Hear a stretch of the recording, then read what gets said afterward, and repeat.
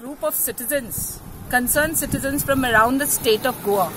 We were allowed, we took permission about appointment about a month ago when we were told only 5 or 6 people will be allowed, and accordingly we have honored our commitment and 6 of us have come.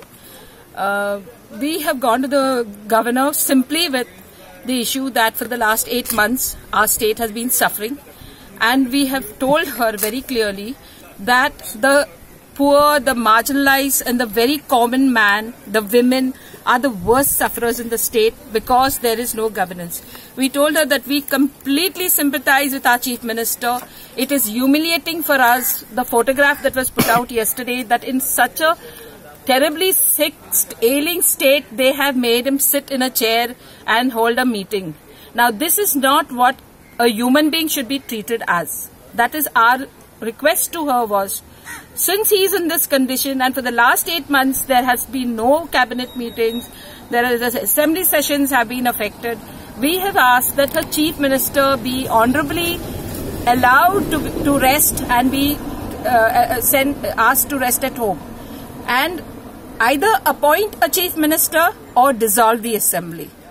Simply because the state of Goa for the last 8 months has suffered terribly. We have also come to know now that for the last the government has said 25% of the expenditure has to be curtailed. If Goa, which is already in having a loan of over 16,000 crores of rupees, and we don't have a government, it means the economic aspect of the state is going to completely be destroyed. We Goans and the generations that are going to be born are already having enough of a debt on their heads. We cannot allow our future generations to suffer like this. We told that in Chimbel the most important thing we need is a school and the lake to be saved. We don't want that IT park to come over there. We want that the people of Chimbel should enjoy agriculture, which they are meant for. In Goa, as we speak, the air that we breathe is being threatened. The food that we eat, the very houses that we live in are at risk. We do not have a basic infrastructure with regard to water, electricity is just interrupted.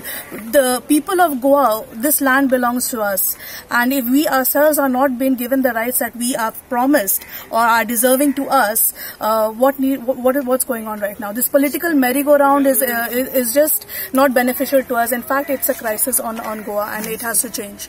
The governor has to make a stand. Chief Minister is holding 8 portfolios, but nothing is happening regarding that. One of the important portfolios is regarding the administration, environment, finance. And finance.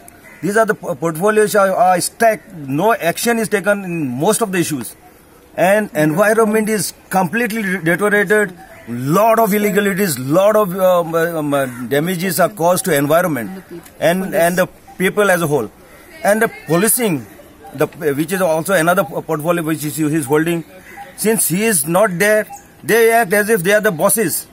There is no law and order. The constitution is completely broke down, and unless something is seriously thought of, there will be a great crisis, and after arising may take place in the state as a whole.